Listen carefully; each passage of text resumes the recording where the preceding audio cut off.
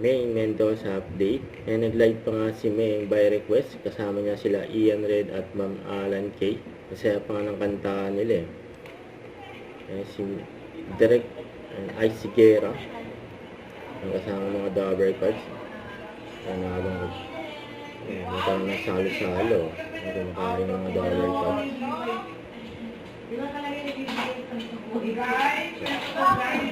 Kaya sa mga nakain ni May. May ID na Direct Ice. Nakalaminate. Pero may nickname na. May nickname. Kasi kailangan yung nasa HR na pangalan. Oh my God! Higit Dabber Cards. Nagbabati ni May. More power sa Docu team ng Rizal National School of Arts at Trades.